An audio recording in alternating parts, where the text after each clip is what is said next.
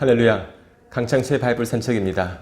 오늘은 여러분과 함께 영혼을 잉태하는 고통이라는 제목으로 함께 말씀을 나누려고 합니다. 창세기 3장 16절 말씀입니다.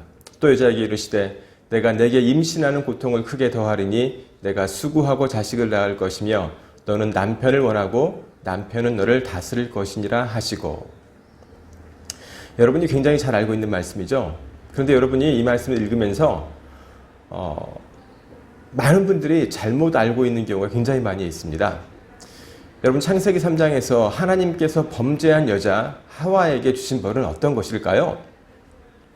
여러분이 알고 있는 것은 무엇이죠? 출산의 고통이 있는 것이죠. 그렇죠? 맞습니까? 그럼 여러분, 하나님께서 이 여자에게 주신 벌 가운데 임신의 고통이 있다는 것도 아십니까? 있을까요? 없을까요? 여러분, 많은 그리스도인들이 이 여자가 하와가 받은 벌이 해산의 고통, 즉 출산할 때 아픔을 겪는 것으로만 알고 있습니다. 그런데 여자가 받은 징계가 정말 해산하는 고통, 출산하는 고통뿐일까요? 여러분, 성경을 자세히 읽어보세요. 성경에서 뭐라고 되어 있을까요? 창세기 3장 16절은 분명하게 내가 내게 임신하는 고통을 크게 더하리니, 어떠한 고통을 더한다고요? 임신하는 고통을 크게 더한다고 합니다. 그리고 내가 수고하고 자식을 낳을 것이에요. 주시는 벌이 한 가지가 아니라는 거죠. 첫째는 임신하는 고통이고, 두 번째가 수고하고 자식을 낳는 것이고요. 그리고 세 번째가 너는 남편을 원하고 남편은 너를 다스리는 것이에요. 이런 고통을 주신 것입니다. 그래서 영어 성경에도 보니까 I will greatly increase your pains in childbearing. 이 childbearing은 아기를 갖는다, 임신하다는 말이에요. 임신하는데 고통이 있다는 거예요. 그리고 with great pain, 큰 고통과 함께 you will give birth, 출산할 것이라는 것입니다. 자, 여러분, 그렇다면 임신하는 고통에서 이 고통을 원어로 살펴보니까 이차분이라 하는데, 이것은 아픔이나 힘든 일을 말해요. 특별히 출산할 때 힘든 일들을 포함하기도 하는데 아픔이란 뜻이 있고요. 그리고 하나님께서 그 하와에게 주신 벌이 수고하고 자식을 낳을 것이다 했어요. 수고하고도 원어에 보면 atseve에서 pain, hurt, toil, 아픔, 특별히 출산의 아픔 또는 마음의 상처, 힘든 일들을 의미한다고 볼 수가 있어요. 그렇다면 여러분, 여기서 임신하는 고통을 크게 더한다는 것은 어떤 것일까요? 여러분, 임신할 때 고통이 있을까요? 여러분, 임신은 육으로 본다면 고통이 아닌 기쁨이에요.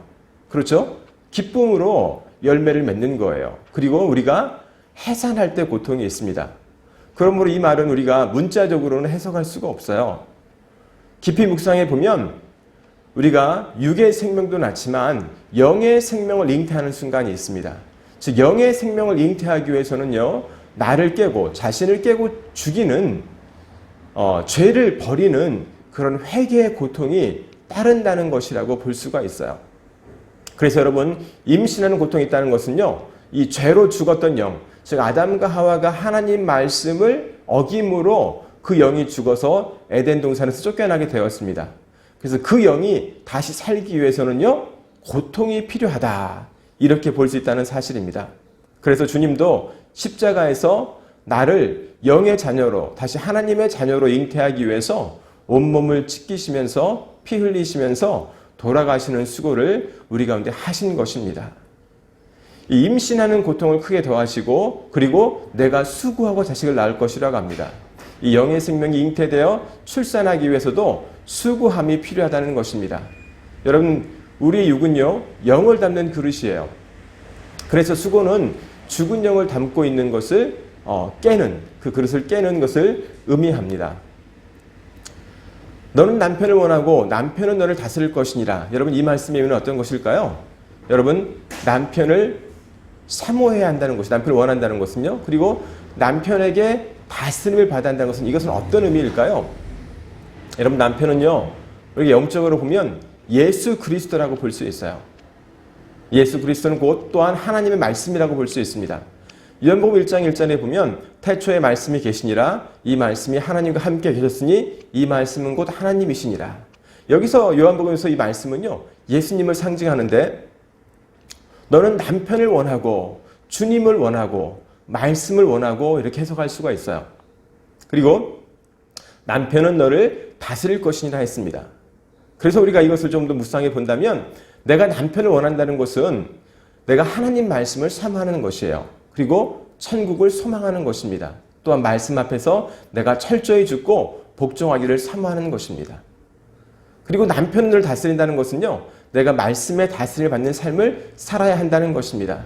우리가 성경에서 이 남자와 여자를 구별하고 있는데, 그래서 많은 남자들이 이 말씀은 여자에게만 주신 말씀 이렇게 적용할 수 있는데 그렇지 않습니다, 여러분. 많은 남자들도 이 말씀을 나에게 주신 말씀으로 받아야 한다는 사실이에요. 남자나 여자나 모두가 이 말씀을 받아야 한다는 것입니다. 오늘 말씀을 맺으면서 첫 번째, 내가 내 영혼의 잉태를 위해서는요, 고통이 있다는 것을 알고 내 육의 죄를 끊어내는 아픔을 감수해야 합니다. 이 아픔이 없이는요, 하나님을 만나서 하나님께 돌아가는 이 영혼구원의 삶을 살아갈 수가 없다는 것입니다. 두 번째는요, 내가 내 영혼구원을 시작한 후에 출산하기까지 계속 수고해야 한다는 것입니다. 그래야 내가 출산할 수 있어요. 이 수고함이 없이는 출산할 수가 없어요. 사람 여러분, 영의 생명을 지키는 것이 절대 쉽지 않아요. 즉 천국에 간다는 것이 쉽지 않다는 것입니다. 내가 내 육을 말씀으로 지켜야만 가능하다는 사실입니다. 세 번째로, 내가 하나님의 말씀을 사모하고 그 말씀의 지배를 받는 삶을 살아야 내 영혼이 구원받을 수 있습니다. 사람 여러분, 여러분과 제가 말씀을 사모해야 돼요. 천국을 사모해야 돼요. 그리고 그 말씀이 나를 지배하도록 내 삶을 만들어가야 된다는 사실입니다. 그래야 여러분과 제가 영혼 구원을 이뤄갈 수 있습니다. 굉장히 짧은 말씀이지만 우리가 주시는 메시지는 너무 클 것이라 생각을 합니다. 다음 시간에 뵙겠습니다. 감사합니다.